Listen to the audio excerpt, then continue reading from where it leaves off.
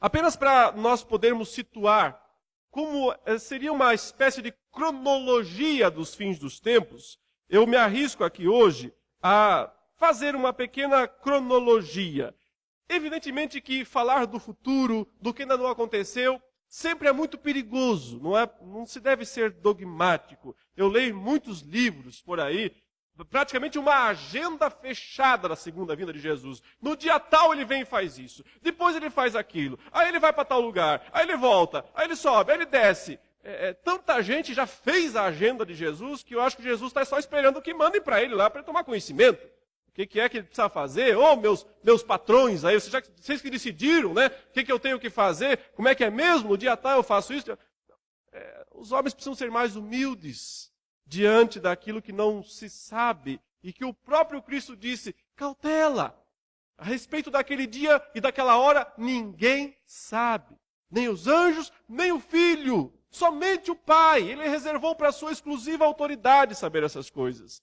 Então, sempre é temeroso querer estabelecer uma agenda para a segunda vinda de Jesus.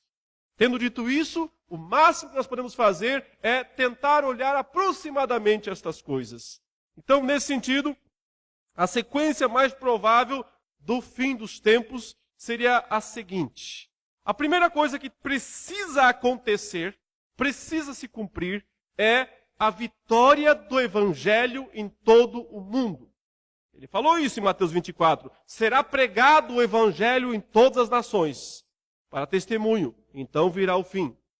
Nós estamos no período, na época da pregação do Evangelho. Cristo conquistou o direito de que o Evangelho seja pregado em todas as nações. Ele disse isso. Toda a autoridade me foi dada nos céus e na terra. Então vão e façam discípulos de todas as nações. Preguem o Evangelho para todas as pessoas. E eu estou com vocês todos os dias até a consumação dos séculos. Então, a pregação do Evangelho decorre da exaltação de Cristo. O Cristo exaltado, o Cristo que viveu, morreu, ressuscitou e subiu aos céus, é quem está dando ordem, capacitando a sua igreja para que pregue o Evangelho em toda a terra. Nós estamos neste período. O Evangelho ainda não foi pregado para o último dos escolhidos.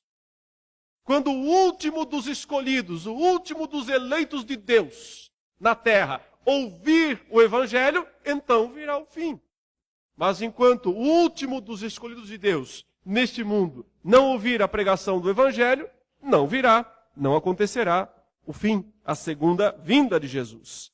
Paralelamente com a pregação do Evangelho em todo o mundo, também corre a ideia do crescimento da iniquidade. Esse é o segundo aspecto que precisa acontecer. Sem ele, não haverá a segunda vinda de Jesus. O próprio Cristo, quando falou sobre a necessidade do Evangelho ser pregado em todo o mundo para então vir o fim, ele disse que nesse mesmo ínterim haveria muitos escândalos, muitas traições e um esfriamento do amor. Ele diz, por multiplicar a iniquidade, o amor se esfriará de quase todos. Eu não vejo uma declaração mais alarmante da palavra de Deus do que essa. Porque é o Filho de Deus, é aquele que veio para salvar a sua igreja, que está dizendo que, por causa do crescimento da iniquidade no mundo, o amor se esfria de quase todos. Ora, o amor não se esfria do mundo, porque o mundo não tem amor. O mundo não tem verdadeiro amor. Ele está falando de sua igreja, do seu povo. E está dizendo que antes da segunda vinda de Jesus, aconteceria um esfriamento. Eu sei que muitos esperam avivamento, esperam paz e prosperidade, esperam crescimento da igreja no fim dos tempos de forma exorbitante. Não parece ser isso que está profetizado. Mas sim, um esfriamento. E se nós lembrarmos que Paulo diz, em 1 Coríntios 13, que sem amor, ainda que nós tenhamos todos os dons, ainda que nós sejamos ricos e poderosos, sem amor, não somos nada. Então, se, paralelamente, enquanto a igreja precisa pregar o Evangelho, há também um esfriamento do amor verdadeiro, Talvez muita dessa pregação seja aquilo que nós vimos já nos dias de Paulo, que ele fala que muitos pregavam por porfia, né? Pregavam por contenda, ao invés de pregar o evangelho por humildade e por verdadeiro desejo de ver almas sendo salvas. Muitos ministérios, muitas denominações pregam o evangelho no mundo, meus irmãos, não para salvar almas, mas para fazer crescer o ministério. Pregam não para trazer pessoas redimidas a Cristo, mas para poderem criar megas igrejas e colocarem placas enormes e poderem ser respeitadas por todo mundo. Nós andamos em tudo que é lugar, o que nós mais vemos é ministério disso, ministério daquilo, e lá está aquela foto enorme do líder, do cabeça, do chefe daquela organização, daquela denominação. O evangelho precisa ser pregado para a salvação, mas muitos pregam para benefício próprio.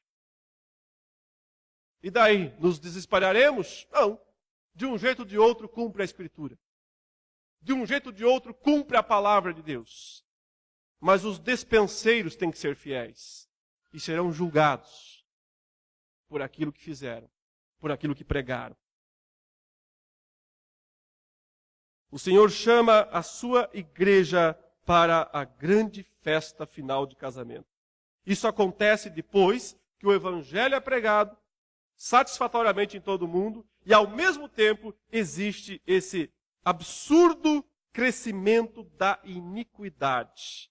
É um sistema mundano do mal, operado pelo dragão, através dos três aliados, a besta do mar, a besta da terra e Babilônia. Ou seja, o poder da coação, o poder da sedução, o poder do entretenimento, do prazer.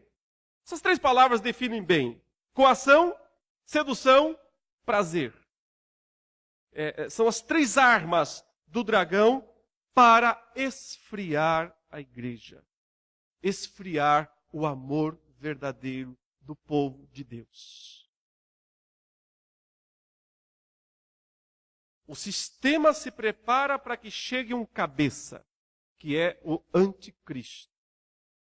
Quando o anticristo surge, no final desse grande ministério da iniquidade que está em operação no mundo, Paulo diz já desde os seus dias, mas aguarda somente que apareça aquele filho da perdição, o homem da iniquidade, o qual Paulo diz que Cristo Jesus não virá sem que antes ele venha.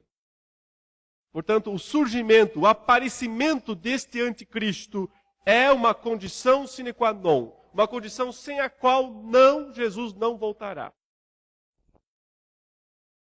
E talvez seja a única coisa que falta de fato acontecer. O aparecimento do iníquo, o aparecimento do anticristo. Quando ele aparece, começa a grande tribulação.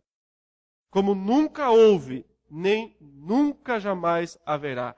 Tribulação esta que é contra, que é sobre, que é em relação à igreja.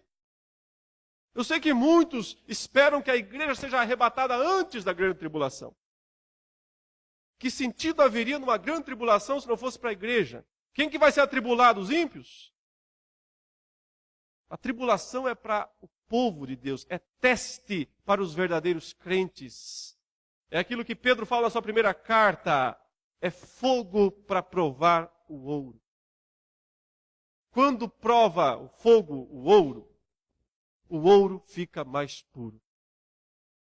Separa as impurezas. O linho finíssimo e puro fica mais linho finíssimo e puro. Por isso, a tribulação é para o povo de Deus. O Senhor só vai resgatar a sua igreja no arrebatamento, no exato instante da sua segunda vinda. A segunda vinda de Jesus é esse momento dos dois grandes banquetes. Os dois grandes banquetes do fim do mundo. Eles são simultâneos. Acontecem no exato e mesmo momento da segunda vinda de Jesus, que põe fim à grande tribulação, que encerra o período do mal na terra, Significa simplesmente que o Senhor desce até as nuvens do céu. É assim que Paulo descreve a vinda de Jesus. Uma única segunda vinda, não tem uma terceira ou uma quarta vinda na palavra de Deus. O Senhor veio uma vez e virá segunda, e ponto final.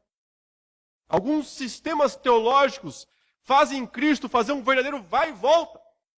Ele vem até as nuvens, recolhe a igreja, vai de novo para o céu, fica 7 anos lá, depois dos 7 anos ele volta, terceira vez que ele volta, mais estabelece um milênio na terra, depois mais 1000 anos, ele volta outra vez, umas 4 vezes Jesus tem que voltar, sobe e desce.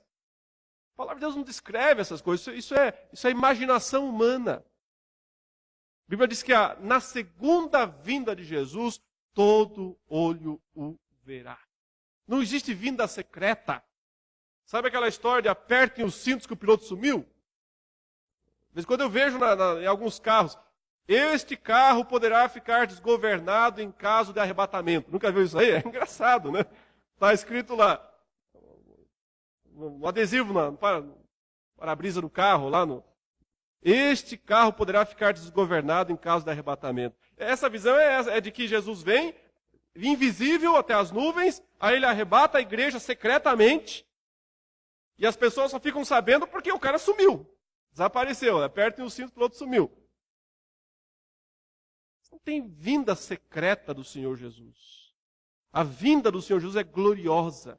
Todo olho o verá, até quantos o transpassaram. Pondo fim à grande tribulação, em que a igreja do povo de Deus vai passar, o Senhor Jesus vem até as nuvens, recolhe a sua igreja, é o encontro, é a festa de casamento, é o banquete dos salvos. Nesse mesmo instante, acontece também o banquete dos ímpios. Onde eles serão um banquete. Não é o banquete deles, ou para eles. É o banquete deles mesmo. Eles serão o banquete para as aves dos céus. Então a sequência é essa. Primeiro, o evangelho vitorioso em toda a terra. Segundo, crescimento da iniquidade, até que surja o anticristo. Terceiro, a grande tribulação, a perseguição dos crentes na terra. Quarto, o arrebatamento do povo de Deus na segunda vinda de Jesus. Então, a ceia do povo de Deus. E, em quinto lugar, a destruição dos ímpios, dos perversos aqui na terra.